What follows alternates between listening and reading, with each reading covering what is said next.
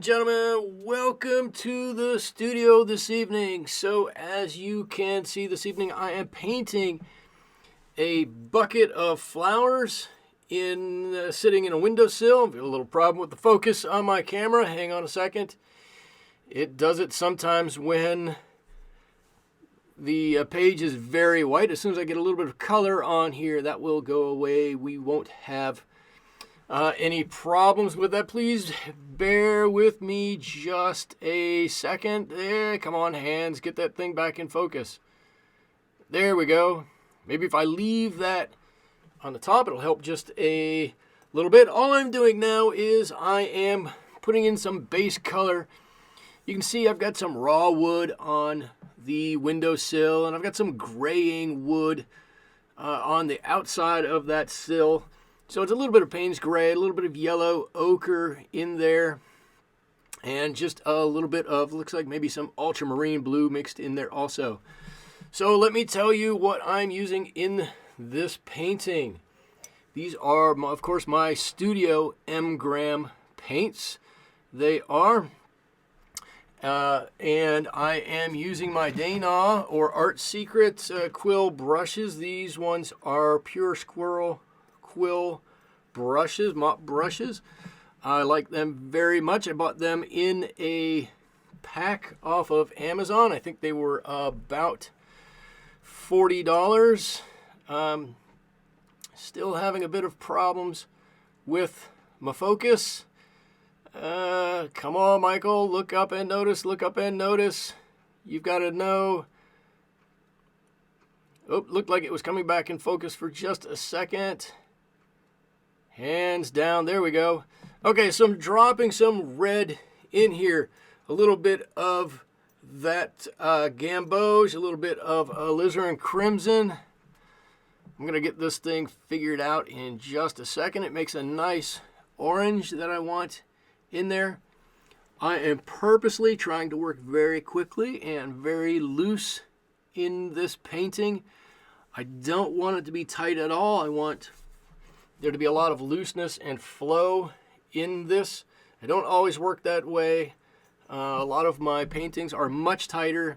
Oh, hello, I've got a fly on my page. A lot of my paintings are much tighter, but that doesn't mean that we shouldn't stop trying to paint in slightly different ways to expand and stretch our artistry or our art ability.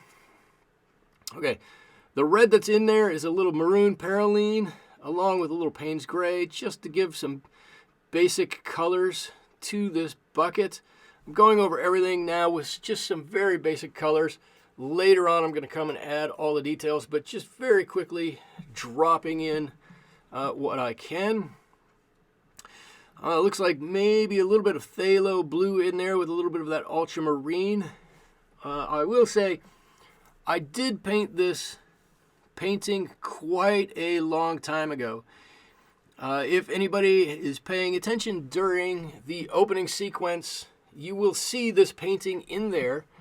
That will tell you how long ago I did this. I believe it's been about a year since I've painted this, and it's kind of been sitting on my computer waiting to be made into a movie. Just had the raw footage, and finally I got around to doing it, and I'm happy to bring it to you. Okay, so I've gone up a size. This is a number 5 squirrel mop brush. You can use any brush that you want to here. I just want to get one that's going to give me a lot of paint all at once on the page. I want to get as much paint on there as quickly as possible. I'm trying to work quickly. I do know that this is sped up, but still, even though it's sped up, I'm trying to work as quickly as possible. All right, this is a mix of Payne's gray with a little bit of neutral tint in there. Just a nice basic neutral tone in the background, and I'm just spreading that out, however, letting it go. Like I said, quickly. I want to get the color on first of all, and then once the color is on, then we will start to add all of our details. The paper that I'm using is Pro Art paper, 140 pound. You've seen me use this paper before on other paintings. I've just pulled it out here to use for this one because the size was right, and probably I just happen to have it handy, but that's the paper that I'm using. It is wood pulp paper, so it's going to react like wood pulp. That's not a bad thing. That just means you have to be aware of the limitations of the wood pulp. It's not going to act like cotton or any other fiber will. All right, so there we go. We've got the basics on here. I don't know that we need to add too much other base tone on this. I'm going to start adding some wood grain right here. The color that's underneath is going to be the kind of the highlight, the top layer of that wood, and the brownish mixture that I'm putting on here, a little sepia, a little maroon perylene, a little neutral tint in there, will then be the downside of that wood, the back of it, the deep pockets in there. That wood is a little bit, well, let's just say it has seen some better days. It's a little eaten away, it's a little faded, it's got a few issues. Now basically that same mixture here, but a little bit lighter. I want to separate the two edges of the wood. I don't want them to mix too much, and just continuing to do that pattern all the way around. I'm painting over the handle of this bucket at the moment. The bucket handle is going to be painted very dark right at the end, so with all these early washes I can certainly paint over top of that, and it shouldn't matter a whole lot, so I'm not going to worry too much about that. Right down there I just painted in, there's a little hole that's rotted into the pane of this wood, kind of runs up the side a little bit, but very much like that. A little different pattern on the wood that I'm painting here, although all of it is weathered. That's the word I'm looking for. All of it is very weathered. I'm going to end up doing more on here. We need to differentiate the different areas of wood here more than kind of I'm getting right here. I think if I were to do this painting over again today, the part that I'm doing right now would probably be something that I would do almost last. But there is more than one way to do this painting. So putting the wood texture on first and then putting a glaze over it is certainly acceptable. But most people, I think, would probably find it a bit easier if you put the glaze on and then any details that go on that next. Here we go. This top part is bent in the sun. It's weathered. It's not quite eaten away, but I'm just going to drop this on. It's a much more Payne's gray, a little bit of ultramarine in there just to alter the color a little bit, bring a little life to that Payne's gray, and yet still have a neutral to bluish tint gray to simulate that weathered wood. All right, and just painting the edges of this wood here, trying to get the dimensionality of this lumber in the windowsill. All right, I'm mixing up a little bit of red here. That red means obviously I'm going in to paint the flowers. I've switched to a round brush. This is a sable round brush. This one happens to be made by Rubloff, a Russian brush company. I like these brushes very much. I don't use them as much as I used to, but they are quite nice brushes. Come to a nice point, and they are sable and they hold quite a bit of water. Okay, as you can see, I'm not defining any certain petals on these flowers. I'm more or less, or I mean any leaves on these flowers, I'm more or less just dabbing in where I think a leaf should go. giving a little bit of thought as to what they might look like, but not trying to paint any of the individual leaves in there. Again, this is an area where I think if I were to do this again, I would leave a lot more of that base color alone, and I would paint fewer petals in there, maybe around the edges and a fill of them in the front. But this is how I'm doing it in this one. I think in the end it's still going to turn out quite nice. But again, not trying to paint individual things on here, trying to paint quickly and loosely. A little bit of Payne's gray under the lip, under the rim of this bucket here. There we go. We've got that wet, and that's just going to flow down a little bit and give us a nice edge. So you can see the rim on this. Now a bit of maroon perylene in here. There we go. That's going to give us that kind of terracotta look. It's going to mix with that gray and really give some really nice color. This is one part of this painting that I think really came out well. Is the coloration on this bucket that these plants are in. There we go. Look at the beautiful different colors and patterns inside there. And now trying to darken up that back edge so we can give this some dimension, a bit of roundness to it. There it is, and it's starting to get a bit of round to it. That Payne's gray underneath that lip is gonna dry quite a bit more lighter, quite a bit lighter than it is now. All right, and defining the edges of this, letting that gray run out, or helping that gray to run out quite a bit. Just looking at the edge of this, it's got quite a bit of gray in there. Just tone down that top part. There we go. That looks pretty good. I'll just do that and move right on.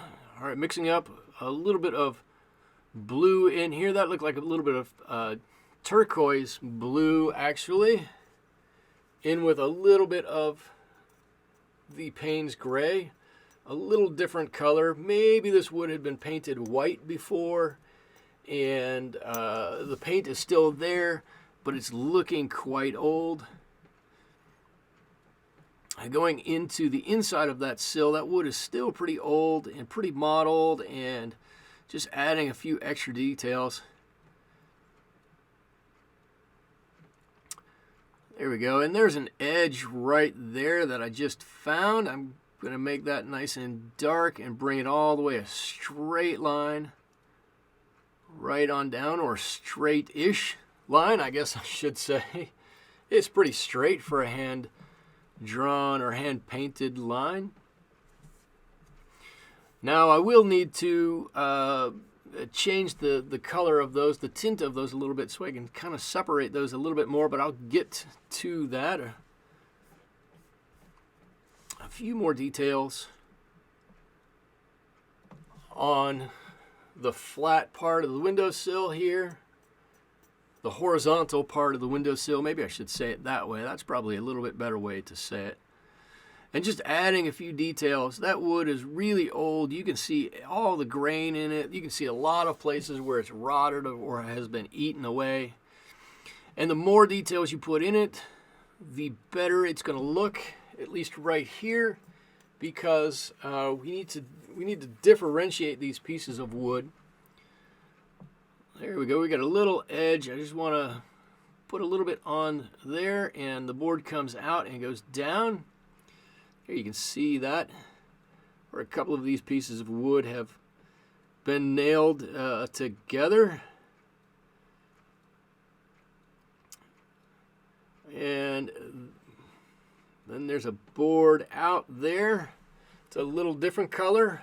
I don't want it to be too different. It is still white. You can look at the reference photo and see that, but I do want to differentiate those two colors. A little bit of a different color here and there can really help to set one off from the other, and I hope that that's happened in this case. And then this old wall behind here, it's got a few problems of its own, but we'll just put some color on there and let it kind of blend out on its own. Well, we'll help it a little bit. But now that bit of casing there is really going to stand out quite a bit more from everything around it. And there we go. I don't want to change that color too much, but I've got to have something there. And I think that's going to just about do it. Okay. Now back to the background or the open window area. I've just got to paint around. Again, this is the same color I was using before. Neutral tint, Payne's gray. Just a dark color in there. That's a big cavernous window. There's no light inside relative to the light that's outside. So we just want to cover that up and make that nice and dark, which should allow that pot to pop out and come outside in the painting. And I think you could see that with that new bit of dark that I've put there. It really does push that whole pot and the plant that's in it forward quite a bit in the painting. So there, I'm even darkening it even further. I didn't realize it went that dark on it. And then I'm just going to blend it out. The dark or the area that's all the way through the window, I'm not worried about. I don't need anything in the far left-hand side to be all that dark because your eye isn't going to go there. Your eye's going to go towards the dark right around that plant, and it's going to force that plant to pop off the page, like I said before. So we can then ignore part of that big gaping hole there.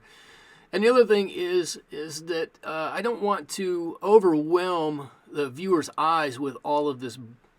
Well, it's not black, but it's a dark color.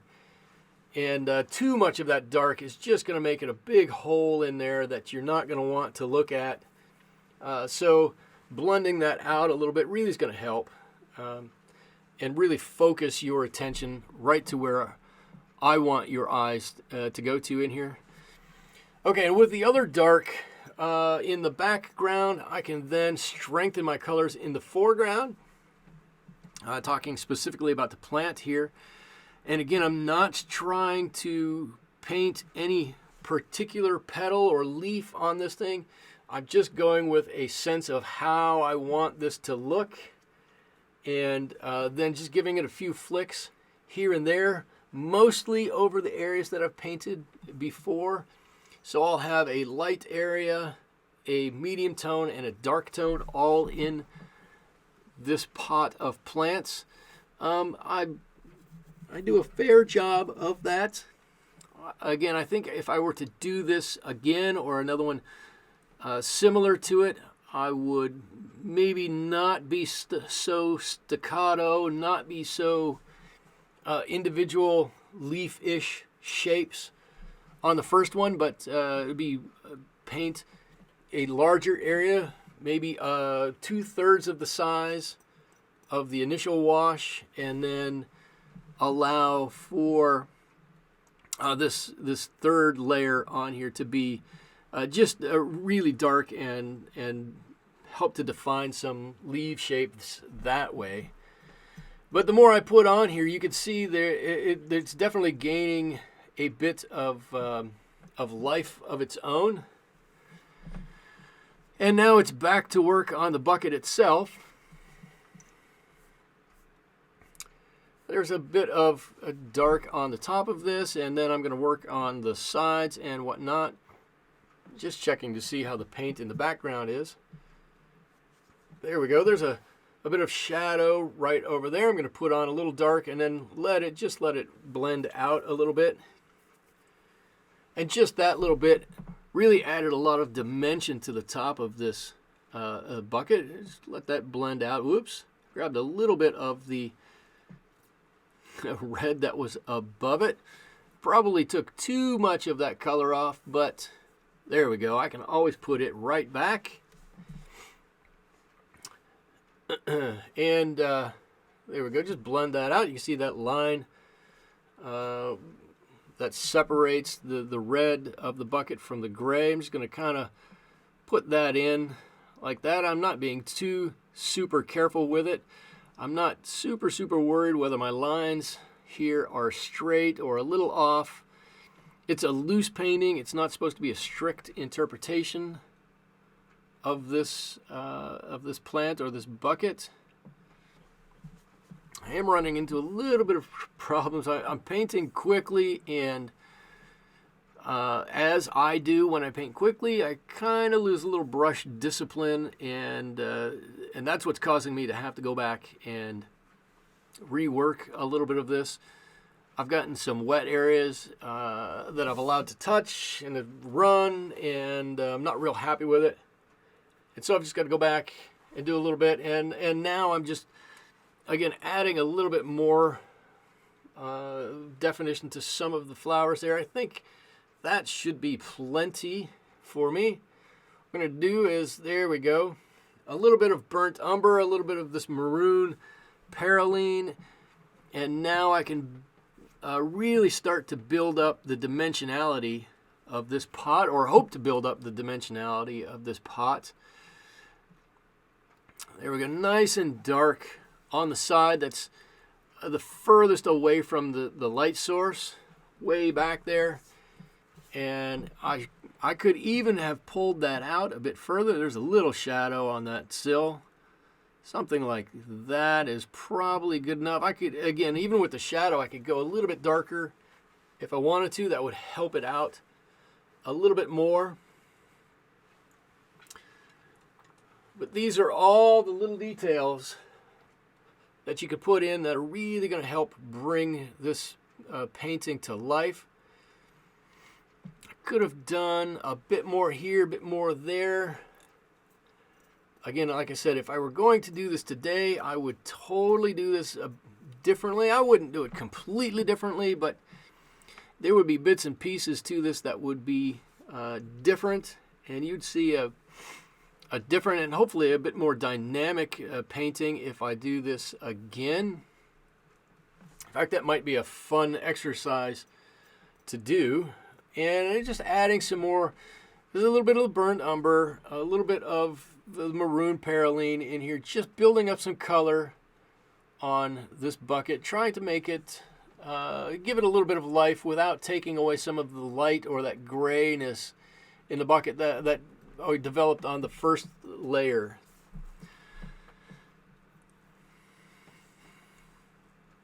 All right, now I'm trying to go in and define the boards. I need to make these boards look like individual boards that have been nailed together. So I'm trying to do that. And a couple of vertical lines will help. It won't do the whole thing for me, but it'll help a little bit.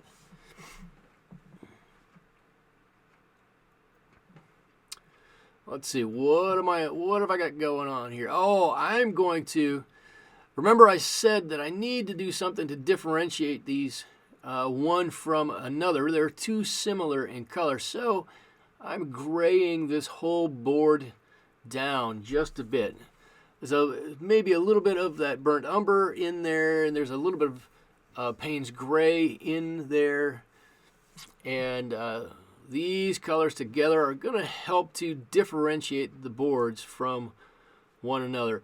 You've seen I left a few white spots here and there. I'm not going to worry about it. I'm not, like I said, I'm not trying to do a photo representation of this. I'm just trying to get a nice, loose, fast painting in here. And there we go. And I've just toned that one down a little bit. A little bit darker behind the pot. Hopefully that brings the pot forward a little bit by letting it be just a bit lighter.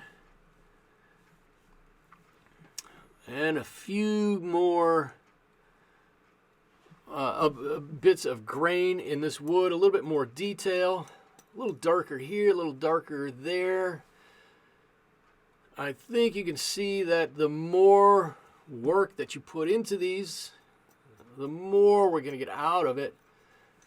We're going to be able to see the different boards here now. All right, I'm dropping in. I don't know that this is a necessary step, but this pot has a whole bunch of holes. It must be a terracotta or clay pot of some sort. So I'm dropping in all of these little marks. I could have flicked it with my brush. I could have made these a number of different ways. I guess I just decided to tap here and there with the brush to put a few of those marks on there. And now I'm differentiating the boards on the bottom and maybe a bit more on the side from the stucco that's on the wall behind. You can see my paper is a bit wet or a bit warped after repeated wettings there. It's starting to buckle a little bit. I think that settles down at some point. A couple of little nail holes here and there on this wood to help to set it off just a little bit. I'm going to darken that hole in there. And just where I think these grooves are a bit bigger, I'm just going to put a little bit of dark in there. It looks like a bit of sepia with maybe a little bit of Payne's gray to make that a little bit darker. We're closing in on the end of this one. Got to see if that bucket is done before I can draw that handle on or paint that handle on. As we're drawing into the end of this one, let me remind you I do have a website, watercolorswithmichael.com. I do update at least the blog site on there at least once a week. I've got some cool stuff on there. I think I've got some cool stuff on there. I do sell some of my own paintings on there, those paintings that are nearest and dearest to my heart. From the website, you can find my Etsy store where I have many other things for sale. You can find links to Instagram and Twitter on my website. I think you can find those down below also.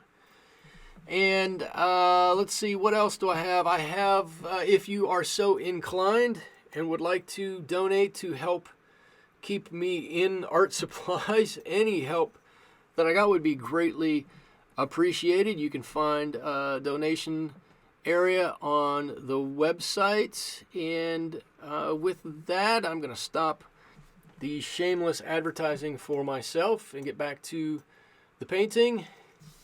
I've got to sign this and call it just about done.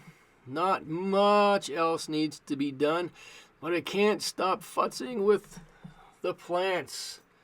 They need a little bit. I'm going to give them a little bit. I didn't like that straight line at the bottom that I drew, so I'm just trying to get that out of there. That's about all I've got for you this evening. I hope you enjoyed this little painting. It was fun to do. I enjoyed having you in the studio tonight. Thank you so much. We'll see you next time. Bye-bye.